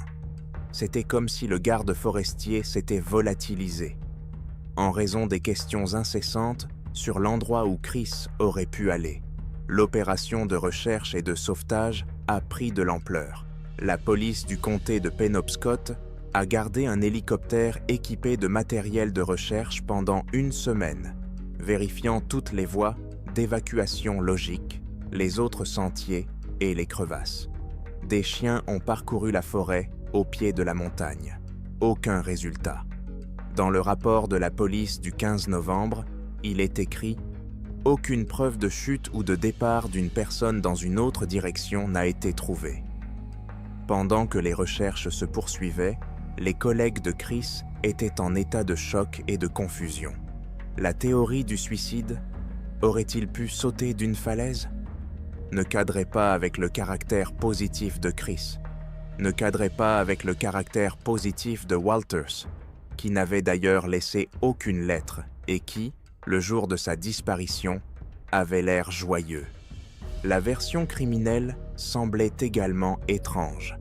Kidnapper un homme dans une zone montagneuse escarpée, où une voiture ne peut pas passer, et ne pas laisser de traces, c'était improbable. Et les animaux? Des lions de montagne ou des ours? Mais il n'y avait pas d'empreinte de prédateur, et encore moins de bête traînant sa proie au bord de la falaise. En conséquence, fin novembre, les recherches actives ont été interrompues. Les proches ont été officiellement informés de la disparition de Chris et l'enquête officielle n'a pas été concluante. Nombreux sont ceux qui se demandent ce qui a bien pu se passer sur le mont Katahdin. Le véritable choc s'est produit à la fin du mois de mai 1988, lorsque la fonte des neiges a ouvert des zones jusque-là inaccessibles de la montagne. Un groupe de passionnés d'escalade, préoccupés par le sort de Walters, décida d'explorer à nouveau les basses terres et les éboulis situés sous ce même rocher. Ils s'attendaient à trouver, peut-être, des restes de vêtements. Et en effet, un matin, ils ont fait une découverte inquiétante, des fragments d'un corps humain. La police a été appelée et des experts médico-légaux sont arrivés sur les lieux et ont identifié, à partir des dossiers dentaires et d'autres caractéristiques, qu'il s'agissait des restes de Chris Walters. Plus précisément, il s'agissait d'un torse et d'une tête, mais pas de membres. Les bras et les jambes manquaient et certains os étaient brisés. D'emblée, cette découverte a soulevé une série de questions qui n'ont pas trouvé d'explication facile. Comment le corps s'est-il retrouvé là où il a été trouvé à plusieurs reprises? L'inspection antérieure de la zone par des alpinistes n'avait rien donné. Pas une goutte de sang, pas un fragment de vêtement. Alors, soit le corps n'était pas là, soit il a été ramené plus tard. Mais où sont passés les membres? Ont-ils été arrachés par des animaux? L'examen médico-légal a montré que certains restes osseux présentaient d'étranges blessures, comme si elles avaient été brisées. Il ne s'agissait pas d'un prédateur ordinaire. Mais pourquoi personne n'a-t-il senti le cadavre avant? Aurait-il pu reposer sous une épaisse couche de neige? Quoi qu'il en soit, les fragments d'os semblaient trop frais pour une demi-année de décomposition, et un certain nombre de tissus étaient momifiés. Les experts ont dû admettre que la façon dont les blessures ont été infligées ne permet pas d'affirmer sans équivoque qu'il s'agit d'animaux sauvages. En même temps, il n'y avait pas de traces de coupures évidentes typiques des armes froides, et d'autres blessures osseuses ressemblaient à des coups de couteau ou à des coups violents portés avec un objet contondant. On a émis l'hypothèse que le corps avait d'abord été soumis à un choc mécanique violent, puis qu'il avait été jeté dans une crevasse et emporté par les eaux de crue après la fonte des neiges. Lorsque la présence des restes a officiellement confirmé la mort de Chris Walters, la police a rouvert l'enquête. Techniquement, il s'agit d'une suspicion de meurtre, car les types de blessures semblaient trop inhabituels. Mais là encore, il est impossible d'exclure totalement l'hypothèse d'une chute. Il a pu tomber d'une grande hauteur sur des rochers tranchants, qui ont fait exploser des parties de son corps. Toutefois, certains experts ont fait remarquer qu'une chute d'une falaise aurait tout de même laissé d'autres de blessures, et que les os n'auraient pas été brisés par quelqu'un d'autre. Et où sont les fragments de vêtements, le sac à dos, l'équipement? Rien n'a été trouvé. La version de la nature, les prédateurs ont déchiré le corps. Mais quel genre de prédateur peut écraser si proprement les os des bras et des jambes, en laissant le torse? Selon les sauveteurs, même un ours, s'il était tombé accidentellement sur le cadavre, n'aurait pas agi de manière aussi sélective. En outre, la fourrure de 6 mois ou les marques de griffes auraient bien pu survivre, mais elles n'ont pas été retrouvées. Le procureur du comté de Penobscot a tenté d'interroger les connaissances de Chris, ses collègues de travail, ses proches, mais rien n'indiquait un mobile ou des menaces de criminels à son encontre. Aucune trace de l'autre homme n'a été trouvée sur les lieux non plus. Les chasseurs et guides locaux ont déclaré qu'ils n'avaient jamais entendu parler de telles mutilations infligées par la faune forestière commune. À la mi-1998, la police a fait état d'une « mort étrange » dans des circonstances peu claires. Officiellement, l'affaire reste ouverte, mais en fait tous les fils mènent à une impasse. Aucune preuve ne permet d'identifier le tueur ou la cause exacte de la mort. La famille et les amis de Chris ont érigé une petite plaque dans le parc national, près du début du sentier où il travaillait. Ses collègues ont souvent mentionné à quel point Chris était prudent et réfléchi. Il ne pouvait accepter la théorie selon laquelle il aurait arbitrairement grimpé jusqu'à un endroit inaccessible d'où il serait tombé.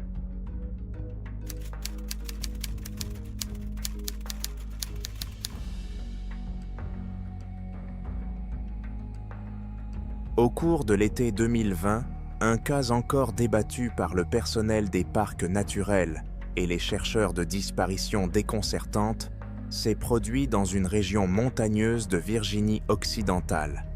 Jake McKenna, 27 ans, jeune garde forestier en devenir, disparaît sans laisser de traces alors qu'il vérifie un sentier le long d'une rivière sinueuse, une zone toujours considérée comme facile à patrouiller. La dernière transmission radio, avant sa disparition, ajoute encore au brouillard. Il ne s'agissait pas de paroles distinctes, mais de sons inintelligibles, ressemblant davantage à des bruissements ou à des marmonnements. Jake McKenna est né en Virginie occidentale et a grandi dès l'enfance au milieu de paysages montagneux et de vastes forêts. Selon sa famille, il a toujours adoré la nature et rêvé de consacrer sa vie à la conservation des forêts ou à l'aide aux randonneurs. Après avoir obtenu un diplôme en sciences de l'environnement à l'université, il a rejoint un parc local en tant qu'assistant ranger et, en 2020, il était superviseur à plein temps de l'une des sections les plus pittoresques de la rivière Greenbrier, et de ses sentiers environnants. Ses collègues et amis ont décrit Jake comme une personne responsable et positive. Sa devise « La nature ne pardonne pas la négligence » était confirmée partout où il allait, car il exhortait souvent les randonneurs à rester sur les sentiers balisés et à les garder propres. En même temps, Jake était ouvert à la socialisation, plaisantait beaucoup, invitait ses collègues armes de travail à pêcher et à passer la nuit sous la tente. La disparition d'un tel passionné et expert du terrain a choqué ses connaissances. S'il n'a pas pu faire face aux dangers possibles, que dire des amoureux ordinaires des montagnes et des forêts? La disparition a eu lieu le 14 août 2020, lorsque Jake a pris son poste vers 8 heures. Sa mission consistait à vérifier le cours d'eau d'un affluent de la rivière Greenbrier et à inspecter plusieurs kilomètres de sentiers, souvent empruntés par les pêcheurs. Ce jour-là, les prévisions annoncent un temps clair, sans précipitations significatives, avec des températures avoisinant les plus 130 degrés Celsius au cours de la journée. L'humidité était élevée, comme d'habitude dans la région, mais il n'y avait pas de risque d'orage ou de coup de vent. À la mi-journée, Jake fait savoir par radio que tout est calme le long de la rivière. Quelques pêcheurs sur l'eau, tout est légal, ils ont des licences. Selon son partenaire, Jeff Carmichael, la voix de Jake ne laissait transparaître aucune inquiétude. Ils conviennent que Jake remontera un peu plus en amont, là où commence le petit ruisseau, et qu'il reviendra à la station principale dans la soirée. Vers 14h30, cependant, une chose étrange se produit. L'officier de service reçoit un signal radio de Jake, mais le discours il est brouillon et peu clair. Au lieu de l'habituel « signaler votre position », il y avait des bruissements, des marmonnements, comme si l'homme parlait à travers un craquement ou le vent. Il était impossible de distinguer les mots, il n'y avait qu'un son vague. Alarmés, Jeff et un autre collègue, Mark Henshaw, décident de se rendre d'urgence à l'endroit où ils pensent que Jake pourrait se trouver. La partie du sentier longeant le ruisseau n'était pas trop difficile. Des berges douces, avec parfois des rochers, mais pas de gouffres profonds, ni de tourbillons traîtres. À 16 heures, ils avaient atteint cette section, à la recherche de signes de la présence de McKenna. C'est alors qu'ils aperçoivent un sac à dos près de la rive, et, un peu plus loin, le talkie-walkie de Jake. Selon Mark, on aurait dit qu'il avait soigneusement posé le sac à dos et le talkie-walkie pour qu'il ne soit pas mouillé. Le sac à dos contenait tout ce qu'un garde forestier transporte normalement. Des papiers, une carte de la région, une bouteille en d'eau et des objets personnels. Les seules choses qui manquaient étaient une arme et un téléphone. Apparemment, Jake les avait, ou du moins, il aurait dû les avoir. Jake lui-même, cependant, était introuvable. Les collègues fouillent les bois avoisinants et le lit du ruisseau. L'eau s'écoule lentement et, compte tenu du niveau relativement bas de la rivière en août, les risques de noyade sans laisser de traces semblent minimes. L'endroit ne semble pas dangereux. Pas de rivière en furie qui pourrait soudainement emporter un homme. D'ailleurs, si Jake était vraiment tombé à l'eau, pourquoi avoir laissé son talkie-walkie derrière lui? Comprenant que quelque chose n'allait pas, Mark a contacté la station et, dans la soirée, une équipe de gardes forestiers, de bénévoles et de policiers locaux est arrivée dans la région. Leur mission consistait à fouiller toute la zone côtière le plus rapidement possible, au cas où Jake aurait été blessé ou piégé dans les rochers. Les chiens d'assistance ont réussi à détecter l'odeur de Jake, mais l'ont rapidement perdu de vue, quelque part au bord de l'eau. Les recherches nocturnes n'ont donné aucun résultat. Le matin du 15 août, ils ont lancé une opération de grande envergure. Divisant le secteur en cadrans, les gardes forestiers et les bénévoles ont exploré les rives du ruisseau étape par étape, en regardant sous les troncs et les rochers, et en fouillant les zones boisées avoisinantes. Des hélicoptères et des drones ont survolé la zone dans un rayon de quelques kilomètres. Comme prévu, aucun corps frais, aucun fragment de vêtement, aucun signal téléphonique n'a pu être trouvé. Un détail était alarmant. Jake, s'il voulait nager ou traverser le ruisseau, n'aurait probablement pas laissé son sac à dos si loin de l'eau. La dernière transmission radio de Jake McKenna, celle qui consistait en des bruissements et des mots indistincts, a été vivement contestée. L'enregistrement, qui a été préservé, il a été réalisé à la station principale, contenait des bruits de vent ou d'eau et des mots doux qui ne pouvaient pas être clairement déchiffrés. Certains ont pensé qu'il pouvait s'agir d'un signal gelé ou d'une interférence technique. D'autres ont insisté sur le fait qu'ils avaient entendu quelque chose qui ressemblait à un gémissement ou à un faible cri. Les experts consultés n'ont pas pu identifier clairement l'origine des sons. Il n'y avait pas de voix claire, seulement des modulations indistinctes, comme si la personne avait parlé et que le talkie-walkie n'avait capté que des fragments. La direction du parc a pensé que la radio avait pu être endommagée par un choc avec une pierre ou de l'humidité. Cependant, elle n'a pas été retrouvée là où se trouvaient dans les bottes et le sac à dos, ce qui laisse supposer que Jake l'avait encore sur lui. Si l'on en croit les archives, le dernier message est arrivé vers 14h30. 90 secondes plus tard, il a été coupé et il n'y a plus eu de signal de la part de McKenna. Après 2 semaines de recherche continue impliquant des dizaines de personnes, le shérif du comté et les autorités du parc ont annoncé la fin de la phase active. La zone a été ratissée à plusieurs reprises. Des plongeurs sont intervenus pour sonder les parties profondes de la rivière, bien qu'elles soient peu nombreuses. Le résultat a été nul. Pas de corps, pas de personnes vivantes, pas de nouvelles pistes. Officiellement, Jake McKenna a été porté disparu et l'affaire reste ouverte. La famille et les amis ont continué à se rassembler sur les rives du ruisseau pendant un certain temps, dans l'espoir d'obtenir au moins un indice.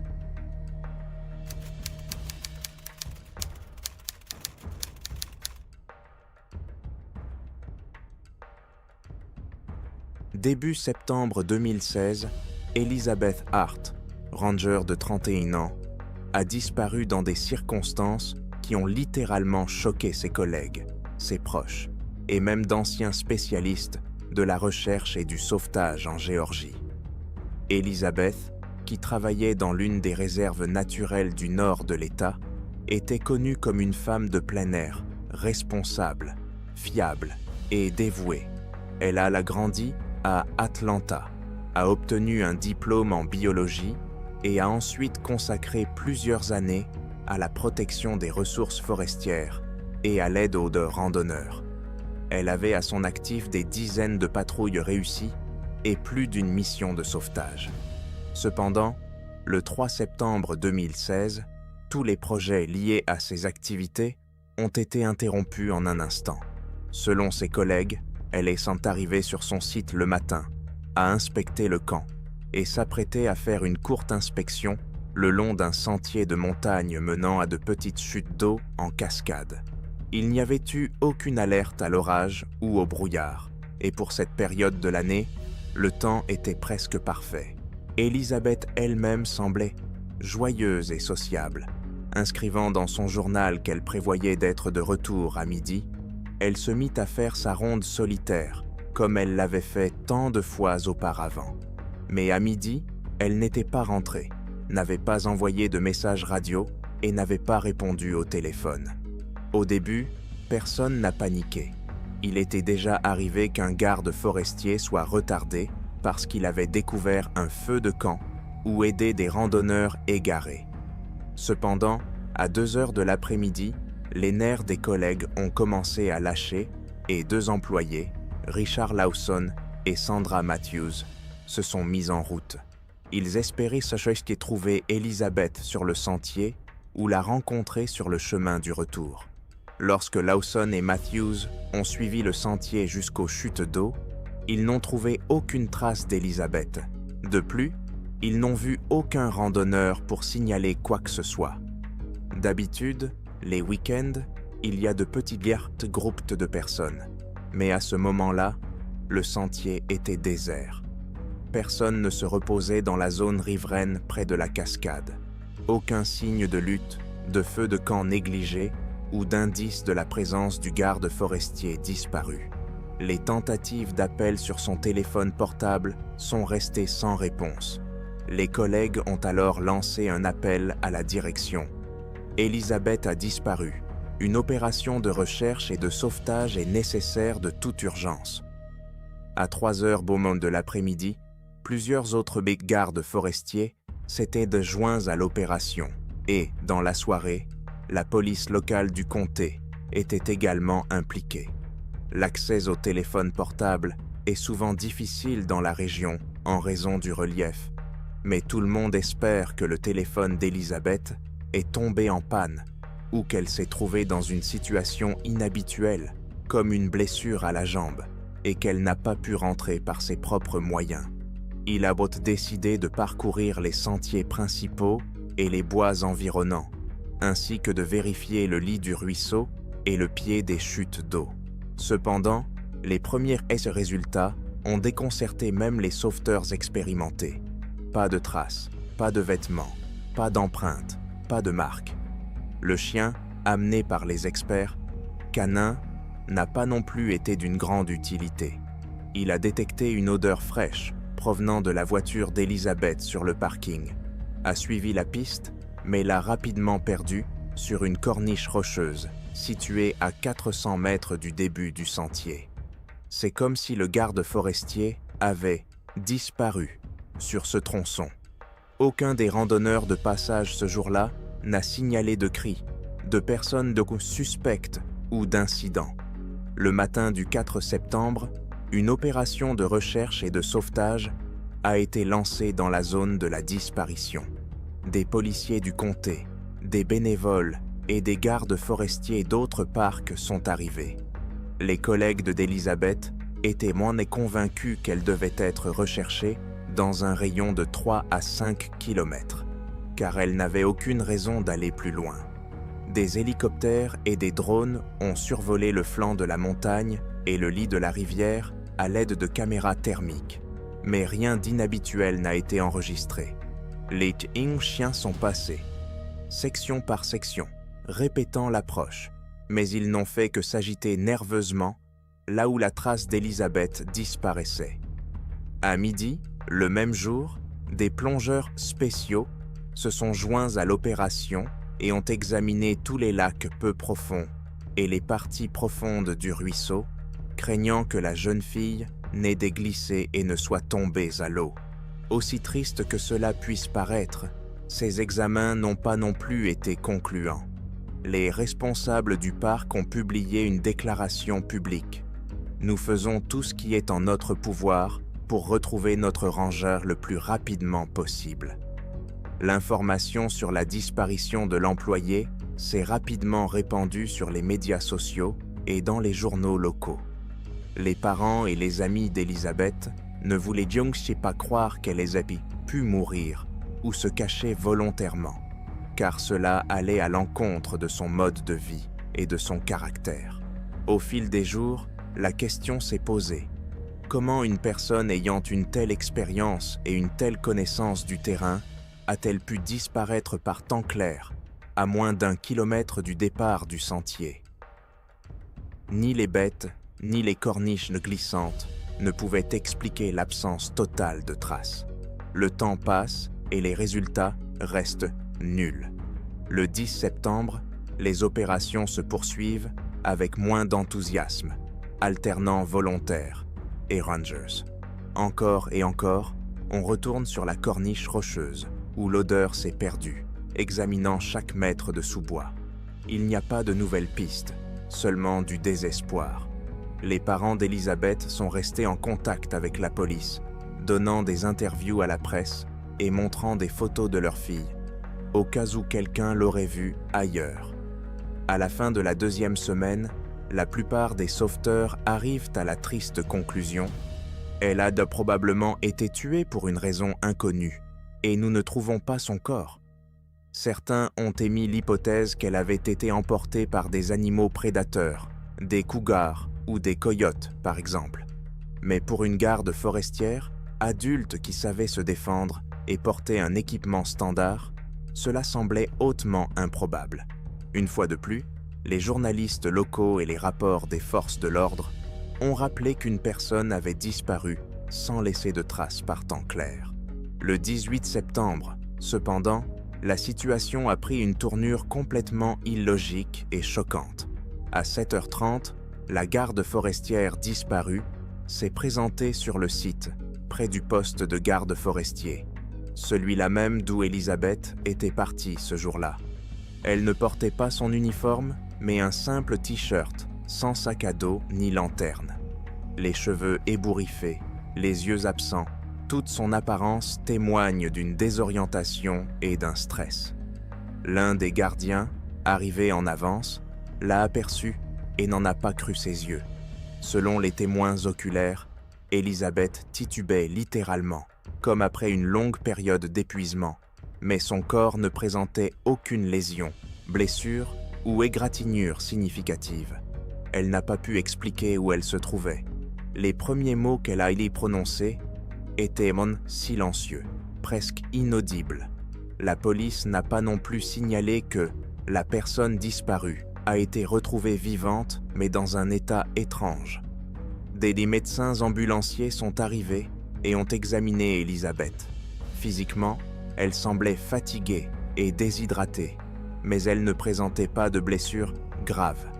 Des abrasions et de légères ecchymoses sur les bras et les jambes indiquaient qu'elle avait marché sur un terrain accidenté ou qu'elle avait glissé sur des rochers. Les médecins ont noté un rythme cardiaque élevé, des signes d'hypothermie légère, même par temps assez chauds, et un état psychologique décrit comme une profonde désorientation et une réaction de stress. L'hôpital a procédé à des analyses de sang et d'urine pour détecter la présence de drogue, d'alcool et de toxines. Aucun signe d'intervention violente, aucun signe d'abus sexuel ou physique. Les hormones étaient légèrement déréglées, probablement en raison de l'épuisement. Aucune maladie susceptible de provoquer une amnésie n'a été décelée non plus. Il semble que l'homme ait subi beaucoup de stress et qu'il ait été privé de nourriture et d'eau, ont déclaré les médecins. Lorsque les policiers ont tenté d'interroger Elizabeth pour obtenir des détails, elle a répondu sèchement, confuse quant à l'heure et au lieu. « Je me souviens d'être allée aux chutes d'eau, et puis le vide. Je ne sais pas où j'étais. Quelques éclairs de lumière, des arbres, la nuit. J'avais l'impression de ne pas être seule, mais je ne voyais personne. » Ses souvenirs se sont interrompus au moment où elle s'est retournée derrière une corniche rocheuse, prétendant avoir entendu un bruit ou une voix. La police a ouvert une enquête, suggérant qu'il y avait eu un enlèvement ou une contrainte illégale. Mais aucun témoin n'a été trouvé qui ait vu la voiture ou des personnes étranges dans la zone du parc. Elizabeth n'a jamais été vue dans des magasins, des stations-service ou ailleurs, d'après les enregistrements vidéo. Les policiers ont vérifié ses factures de téléphone et ses cartes bancaires. Le pathologiste qui l'a examinée à l'hôpital a confirmé qu'il n'y avait eu aucune violence, aucune trace de menottes ou de corde. L'enquête sur le lieu de son retour soudain n'a pas non plus donné d'indices. Les caméras du parking ne fonctionnaient pas à ce moment-là en raison de problèmes techniques, et il n'y avait qu'une seule caméra périmée autour du poste, qui enregistrait une partie de la route, mais Elizabeth est sortie de l'angle sans être prise dans l'objectif. Il était inutile de lui demander comment elle était revenue. Lorsqu'on lui a demandé comment elle avait pu parcourir ces quelques dizaines de mètres sans se faire remarquer, elle s'est contentée de hausser les épaules, comme si elle était en état de choc. Le psychologue qui a été invité à la voir a posé un diagnostic de travail. Amnésie dissociative, due à un facteur de stress important. Mais personne ne sait de quel facteur de stress il s'agit. Après tout, il était d'humeur normale avant de disparaître dans un endroit calme. La seule chose qui a été suggérée est une sorte d'incident extérieur qui n'a laissé aucune preuve directe ou explication logique. Peu de temps après, lorsque la presse a appris son retour, il y a eu une vague de discussions. Certains ont parlé d'un miracle divin, d'autres d'un étrange enlèvement par des extraterrestres.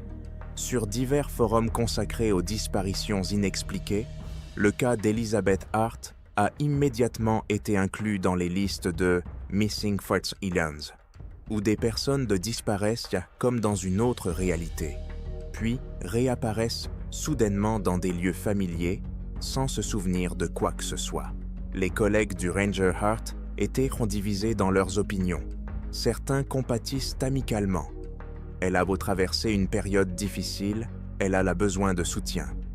D'autres ont laissé entendre qu'elle avait peut-être mis en scène son propre drame pour attirer l'attention. Mais ces affirmations cadrent de mal avec le caractère d'Elizabeth et l'absence de bénéfice de toute cette histoire. Sur l'insistance de son médecin de famille et de son psychologue, Elizabeth s'était reposée dans la maison de ses parents pendant environ 1 mois pour essayer de récupérer. Aucune maladie dangereuse n'a été décelée chez elle. 6 mois se sont écoulés et, en fait, l'affaire Hart n'a jamais avancé. Les parents d'Elizabeth se résignent à ce que leur fille y soit retrouvée vivante. Ils ont déclaré qu'il était préférable de ne pas savoir ce qu'il y avait, si cela pouvait l'aider à se rétablir mentalement. Les collègues Young du parc se souviennent de sa disparition comme d'un mythe. Elle a disparu pendant 15 jours par temps clair, puis elle est revenue d'elle-même, et personne ne sait où elle était. Que se passe-t-il donc dans ces régions?